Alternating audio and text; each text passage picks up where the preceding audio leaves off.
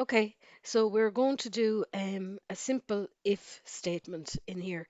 So we can see that kind of, this crowd online insurances that they specialize in in motor insurance and that they charge a basic premium of 300 euros, which we have in here.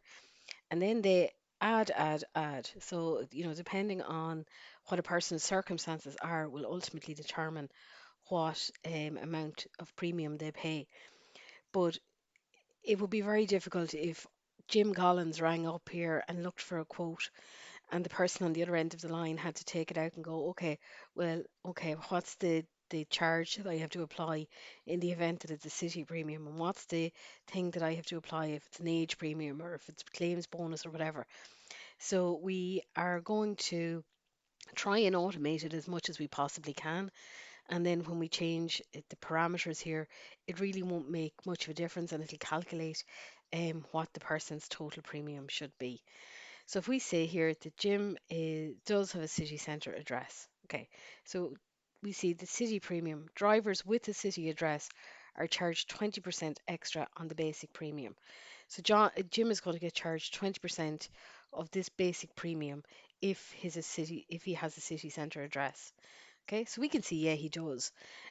So we can work out 20% of this is what, 60 euros, and pop in the 60 euros. But there's no fun in that, right? And it's not automating it for the next time. So we're going to use an if statement. And what we want to say is if this here, so equals if B6, so equals if B6 is equal to, so we see if, what is the logical test?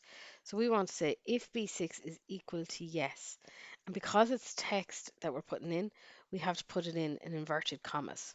Okay, so if B6 is equal to yes, then what do we want it to do? We want it to multiply this by 20%. Otherwise, we want it to return 0. Now, we'll see if sometimes the brackets are needed, sometimes they're not. So we'll see. I don't think they're needed in this case.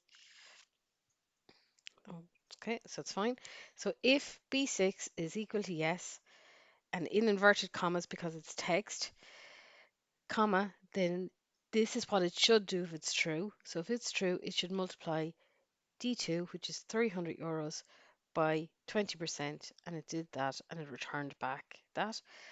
Otherwise, it should return 0. So we'll just check that it is working. So you see when I change the yes to an O, it defaults into 0. When I change it back to yes, it saves at 60. Okay, so that's a simple if statement.